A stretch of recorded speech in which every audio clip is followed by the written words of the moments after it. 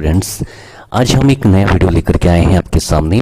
ये वीडियो बहुत ही इंपॉर्टेंट रहने वाला है क्योंकि इसका जो टॉपिक रहेगा वो रहेगा डाइजेस्टिव एंड जो सिस्टम होता है आपका पाचन तंत्र, उससे संबंधित एमसीक्यूज रहेंगे। बहुत ही इंपॉर्टेंट एमसीक्यू रहेंगे क्योंकि ये टॉपिक हर प्रकार की बायोलॉजी के एग्जाम में आता है, चाहे वो नीट बायो के एस्पिरेंट हो, चाहे वो बीएससी के स्टूडेंट्स हो, चाहे वो फर्स्ट ग्रेड सेकेंड ग्रेड किसी भी तरीके की साइंस के एग्जाम दे रहे हो, वहाँ पर ये काम में आता है। तो शुरुआत करते हैं इस वीडियो की। पहला जो क्वेश्चन आ रहा है, आंत में अवशोषित खाद्य पदार्थ शरीर में वितरित होने से पहले लिवर में जाते हैं, ये हमें बताना है राइट है या रॉन्ग है, ट्रू और फॉल्स वाले क्वेश्चन है। तो क्या जो भी एलिमेंट्री कैनाल में एब्जॉर्व होता है फूड, कहाँ होता है? ये स्मॉल इंटेस्टाइन में होता है मोस्ट ऑफ। ये जो भी फूड एब्जॉर्व होता है वो शरीर में डिस्ट्रीब्यूट होने से पहले लिवर में जाएगा, उसके बाद डिस्ट्रीब्यूट होता है। तो ये स्टेटमेंट बिल्कुल सही हो जाएगा, ये स्टेटमेंट बिल्कुल सही है। लीवर से डिस्ट्रीब्यूट होता है फूड, आंत में अवशोषित होता है। नेक्स्ट स्टेटमेंट है, अधजिह्वा ग्रंथि रिविनस डक्ट के थ्रू मुख गुहा के फर्श पर खुलती है। तो अधजिह्वा, जिसको सबलिंगुअल ग्लैंड कहते हैं, ये एक टाइप की लार ग्रंथि है। अगर लार ग्रंथियों की बात करें तो तीन प्रकार की लार ग्रंथियां होती हैं, एक अधजिह्वा सबलिंगुअल, एक होती है अधोजंब जिसको कहते हैं सबमैंडिबुलर, एक होती है पैरोटिड जिसको आप कहते हैं कर्णपूर्व। ये अलग अलग डक्ट के थ्रू कहाँ जाते हैं? आपकी बकल कैविटी में जाती हैं। तो अधजिह्वा ग्रंथि रिविनस डक्ट के थ्रू खुलती है, तो ये स्टेटमेंट बिल्कुल ही सही है।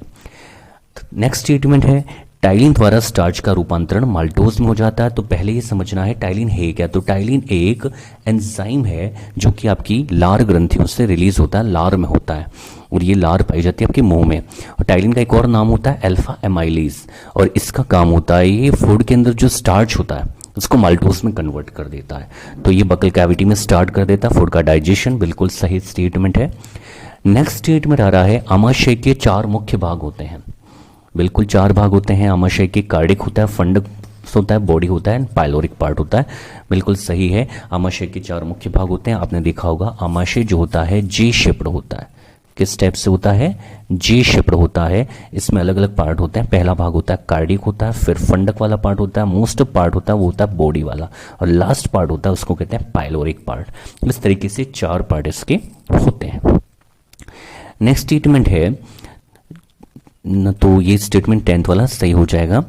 11th स्टेटमेंट है, जाइमोसन कोशिकाएं पेप्सिन का स्त्रवण करती हैं। तो जाइमोसन कोशिकाएं पेप्सिन का स्त्रवण करती हैं, बिल्कुल सही है। जाइमोसन सेल ये होती हैं आपकी कहाँ पर? स्टमक में, और ये पेप्सिन को रिलीज करती हैं, बिल्कुल सही है। नेक्स्ट स्टेटमेंट है, रेनिन एंजाइम को काइमोसिन भी कहते हैं। तो बिल्कुल रेनिन एंजाइम एक ऐसा एंजाइम होता है जो कि क्या करता है? दूध की प्रोटीन को डाइजेस्ट करता है। ये छोटे बच्चे जो दूध पीते हैं तो उनमें रेनिन ज़्यादा होता है, लेकिन जैसे जैसे बड़े होते हैं वैसे रेनिन की मात्रा कम होती जाती है। इसी का एक और नाम होता है काइमोसिन। तो बिल्कुल सही है, ये स्टेटमेंट राइट हो जाएगा। नेक्स्ट स्टेटमेंट है, यकृत के दाहिने और बाएं पिंड यानी लेफ्ट और जो राइट लॉब होता है, पिंड होता है, वो दोनों किसके द्वारा डिफरेंशिएट रहते हैं, अलग अलग रहते हैं। तो ये फॉल्सिफॉर्म लिगामेंट होता है इन दोनों के बीच में। तो आपने देखा होगा लिवर जो होते हैं इसके दो लॉब होते हैं अलग अलग, लेफ्ट और राइट, और इन दोनों के बीच में होता है फॉल्सिफॉर्म लिगामेंट। तो इन दोनों के द्वारा पृथक रहते हैं। ये स्टेटमेंट बिल्कुल ही सही हो जाएगा, ठीक है। नेक्स्ट स्टेटमेंट जो आ रहा है आपके सामने वो आ रहा है, कुफ्फर कोशिकाएं। कुफ्फर कोशिकाएं जो होती हैं लिवर में होती हैं, और इनका काम क्या होता है? ये फैगोसाइटोसिस करती हैं और जीवाणुओं को खा जाती हैं, नष्ट कर देती हैं। तो कुफ्फर कोशिकाएं फैगोसाइटोसिस द्वारा जीवाणुओं को नष्ट करती हैं। बिल्कुल भोजन में जो भी जीवाणु आते हैं इनको ये नष्ट कर देती हैं। नेक्स्ट स्टेटमेंट है, पित्तरस की पीएच का मान 2.4 to 3.6 होता है। ये स्टेटमेंट गलत हो जाएगा क्योंकि पित्तरस जो होता है जिसको बाइल जूस कहते हैं, ये बाइल जूस जो होता है लिवर में बनता है, लेकिन स्टोर होता कहाँ पर है? ये पित्ताशय में, जिसको हम कहते हैं गॉल ब्लैडर। तो वहाँ से बाइल डक्ट के थ्रू आता है, ये कहाँ पर? ड्यूटोनियम में आता है, और उसकी पीएच जो होती है वो लगभग होती है 7 अबव होती है, 7.7 के आसपास होती है। तो ये स्टेटमेंट बिल्कुल गलत है। इसकी पीएच 7.7 से लगभग 8.5 के बीच में होती है, इसलिए ये स्टेटमेंट हो जाएगा रॉन्ग, ठीक है। नेक्स्ट स्टेटमेंट आ रहा है, अल्फा कोशिकाओं से ग्लूकोगॉन हार्मोन सिक्रेट होता है। तो क्या ये बात सही है? अल्फा कोशिकाओं से ग्लूकेगॉन निकलता है, बिल्कुल सही है। अल्फा कोशिकाएं जो होती हैं ये कहाँ होती हैं? आपके पेनक्रियाज में। तो अल्फा कोशिकाएं जो होती हैं पेनक्रियाज में होती हैं, और इनसे रिलीज होता है एक हार्मोन जिनको हम कहते हैं ग्लूकेगॉन, ठीक है।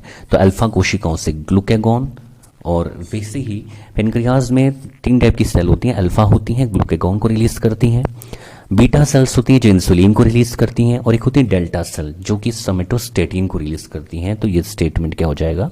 राइट। क्वेश्चन नंबर 17 है, वृहद आंत्र जिसको लार्ज इंटेस्टाइन भी कहते हैं, उसमें पॉकेट की टाइप स्ट्रक्चर होता है जिनको हॉस्ट्रा कहते हैं। बिल्कुल ये सही स्ट्रक्चर होते हैं, हॉस्ट्रास कहा जाता है इनको, ठीक है, थैली जैसे स्ट्रक्चर होते हैं ये, इसलिए इनको पॉकेट लाइक स्ट्रक्चर भी कहा जाता है। ये कहाँ होते हैं? तो लार्ज इंटेस्टाइन में होते हैं। तो स्टेटमेंट हो जाएगा राइट।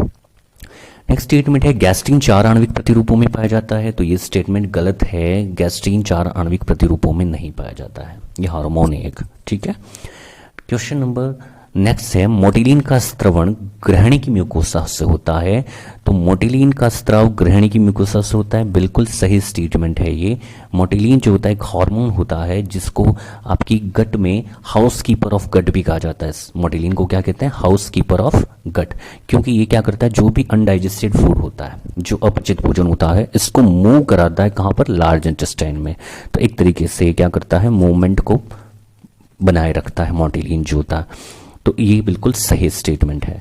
नेक्स्ट स्टेटमेंट है, एपुड कोशिकाएं, एपीयूडी, एपुड कोशिकाओं की उत्पत्ति न्यूरल कैस्टर से होती है। बिल्कुल सही है, ये एपुड कोशिकाएं जो होती हैं ये न्यूरल कैस्टर से ही बिल्कुल इनकी उत्पत्ति होती है। इनका पूरा नाम जो होता है एपुड को amine precursor Uptake and decarboxylation, ये इनका पूरा नाम होता है, amine precursor Uptake and decarboxylation. कभी कभी एपुड सेल्स होती हैं ये कैंसर का कारण भी बन जाती हैं। तो ये 20 जो है ये बिल्कुल सही स्टेटमेंट हो जाएगा। नेक्स्ट जो है वो है 21, आमाशय में प्रोटीन का पाचन ट्रिप्सिन से और आंत में पेप्सिन एंजाइम से होता है। तो ये स्टेटमेंट अब देखिएगा, एक बार फिर से पढ़ते हैं। आमाशय में प्रोटीन का डाइजेशन होता है, बिल्कुल होता है, लेकिन ट्रिप्सिन से नहीं होता है। आमाशय में प्रोटीन का पाचन कौन करता है? पेप्सिन। तो ये स्टेटमेंट बिल्कुल गलत हो जाएगा, क्योंकि आमाशय में प्रोटीन को डाइजेस्ट करता है पेप्सिन, ठीक है, और आंत में करता है ट्रिप्सिन। तो ये उल्टा दे रखा है, प्रोटीन का ट्रिप्सिन नहीं करेगा। दोनों प्रोटीन डाइजेस्टिव एंजाइम है, लेकिन आमाशय वर्क करता है में वर्क करता है पेप्सिन, और ट्रिप्सिन वर्क करता है इन इंटेस्टाइन। नेक्स्ट है, डी एमिनो एसिड निष्क्रिय परिवहन द्वारा तथा एल एमिनो एसिड सक्रिय परिवहन द्वारा अवशोषित होता है। बिल्कुल इन दोनों का एब्जॉर्प्शन इसी तरीके से होता है। जो डी एमिनो एसिड होते हैं वो इनएक्टिव जो पैसिव ट्रांसपोर्ट के थ्रू होते हैं, और L amino acid active transport के थ्रू होते हैं। ये बिल्कुल सही स्टेटमेंट हो जाएगा। उसके बाद नेक्स्ट स्टेटमेंट है, आरबीसी के निर्माण में विटामिन B12 का उपयोग किया जाता है। विटामिन B12 को हम साइनोकोबालामीन कहते हैं, और ये आरबीसी के फॉर्मेशन में हेल्प करता है। यह स्टेटमेंट बिल्कुल सही हो जाएगा। इसके बाद में नेक्स्ट है, विष्ठा की गंध इंडोल, स्कैडोल और ट्रिप्टोफैन के कारण होती है। तो ये स्टेटमेंट सही है या गलत है? तो विष्ठा की गंध इंडोल, स्कैडोल और ट्रिप्टोफैन के कारण होती है। ये स्टेटमेंट बिल्कुल सही है, क्योंकि ट्रिप्टोफैन एक एमिनो एसिड होता है, और इसी एमिनो एसिड से बाद में इंडोल, स्कैडोल भी बनते हैं, और इन्हीं के कारण विष्ठा की जो गंध होती है वो पाई जाती है। इसके आगे हम एमसीक्यूज करते हैं एमसीक्यूज के बारे में। ये एमसीक्यूज जो होंगे वो आपकी मल्टीपल चॉइस टाइप क्वेश्चन होंगे, 4 ऑप्शन दिए होंगे, और इनमें से सही आंसर को चूज करना है। तो नंबर 1 आ रहा है, ओडोंटोब्लास्ट द्वारा उत्पन्न होता है। ओडोंटोब्लास्ट सेल्स होती हैं, ये डेंडाइन बनाती हैं आपके दांतों के ऊपर, ठीक है। तो इसका ऑप्शन ए राइट हो जाएगा, इसका आंसर ए।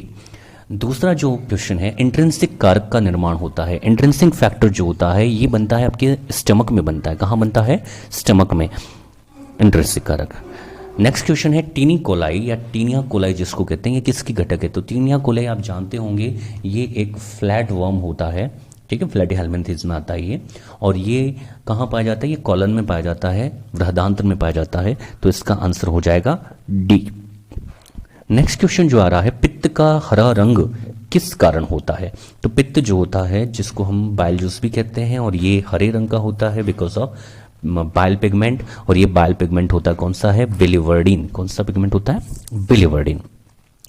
नेक्स्ट स्टेटमेंट है, विटामिन शब्द का सर्वप्रथम प्रयोग किसने किया था? ये किया था फंक ने। फंक नामक साइंटिस्ट थे जिन्होंने विटामिन शब्द का सबसे पहले इस्तेमाल किया था। तो सबसे पहले यूज किया था फंक ने। नेक्स्ट स्टेटमेंट आ रहा है, देह की सबसे बड़ी ग्रंथि है। तो शरीर की सबसे बड़ी जो ग्रंथि होती है, ग्लैंड होती है, वो होती है लिवर। और आप जानते हैं कि लिवर सबसे बड़ी ग्लैंड है, लेकिन जब आपसे पूछा जाए कि एंडोक्राइन ग्लैंड में सबसे बड़ी कौन सी है, ठीक है, तो वहाँ पे थायराइड हो जाती है। कौन सी ग्लैंड हो जाती है? थायराइड। वैसे पूछा जाए तो आपकी बॉडी की सबसे बड़ी ग्लैंड कौन सी होती है? लीवर। इसके बाद नेक्स्ट आपका क्वेश्चन आ रहा है, जठर रस होता है। जठर रस जिसको गैस्ट्रिक जूस कहते हैं, इसकी पीएच होती है लगभग 1.5 टू 2.5 के बीच में, यानी बहुत कम पीएच होती है, इसलिए ये एसिडिक होता है। कैसा होता है जठर रस? एसिडिक। इसके बाद नेक्स्ट क्वेश्चन है, ट्रिप्सिन की पूर्ववर्ती का स्त्राव होता है। ट्रिप्सिन जो होता है इसका पूर्ववर्ती होता है प्रिकर्सर, जिसको हम कहते हैं काइमोट्रिप्सिन। और ये जो काइमोट्रिप्सिन होता है ये रिलीज होता है कहाँ से? अग्नाशय से, जिसको हम पेनक्रियास कहते हैं, यहाँ से रिलीज होता है। इंसुलिन का स्त्राव कहाँ से होता है? तो क्वेश्चन आया था पहले, अल्फा कोशिकाओं से ग्लूकागॉन रिलीज होता है, तो ये कहाँ से रिलीज होता है? इंसुलिन होता है वो बीटा कोशिकाओं से होता है। किससे होता है? बीटा कोशिकाओं से। और ये कहाँ होती है? पेनक्रियास में। नेक्स्ट क्वेश्चन है, अग्नाशय रस की निर्मुक्ति प्रेरित होती है। तो जो अग्नाशय रस या पेनक्रेटिक जूस रिलीज होता है, इसके लिए एक हार्मोन होता है जिसको हम कहते हैं CCK, कोलेसिस्टोकाइन। तो कोलेसिस्टोकाइन जो होता है ये रिलीज करता है पेनक्रेटिक जूस को। तो इसका आंसर हो जाएगा बी, 10 का हो जाएगा बी। नेक्स्ट क्वेश्चन है, आमाशय किसके पाचन का मुख्य स्थल है? तो आमाशय में किसका डाइजेशन होता है? आमाशय में जो मेनली डाइजेशन होता है वो होता है प्रोटीन का। आमाशय में वसा का पाचन भी नहीं होता, कार्बोहाइड्रेट का भी नहीं होता, मेनली होता किसका है? प्रोटीन का डाइजेशन होता है। तो इसका आंसर हो जाएगा बी। उसके बाद है क्वेश्चन नेक्स्ट 12, कार्डियक ग्रंथियां पाई जाती हैं। तो कार्डियक ग्लैंड जो होती हैं ये आमाशय में होती हैं। कार्डियक ग्लैंड कहाँ होती हैं? आमाशय में। तो इसका आंसर हो जाएगा डी, 12 का हो जाएगा डी।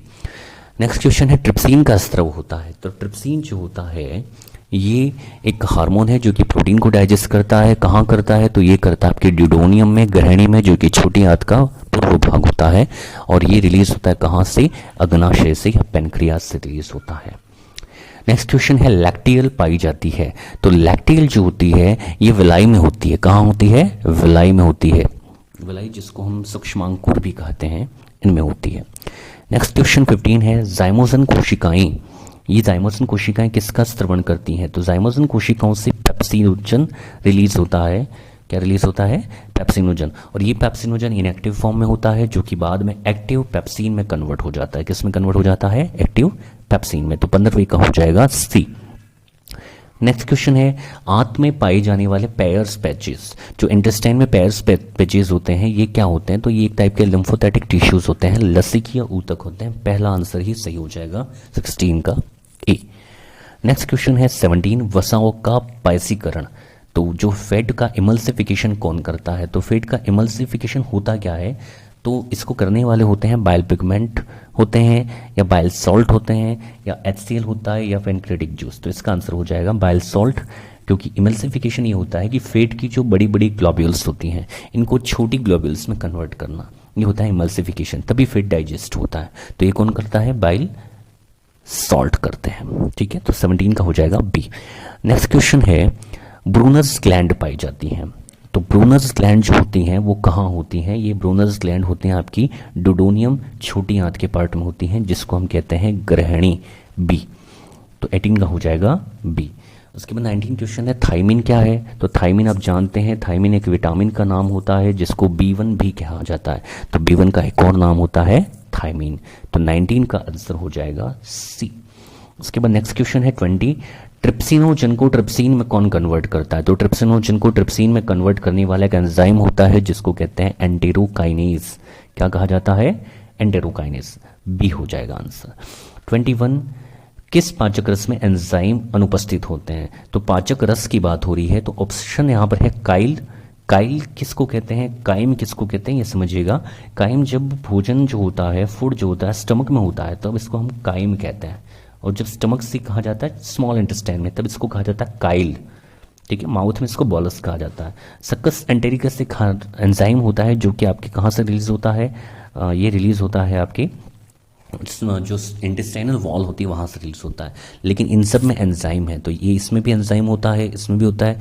तो कहाँ नहीं होता ये पूछा है, तो आंसर हो जाएगा सी, बाइल में। बाइल में कोई एंजाइम नहीं होता, बाइल जूस में कोई एंजाइम नहीं होता। तो 21 का आंसर हो जाएगा सी।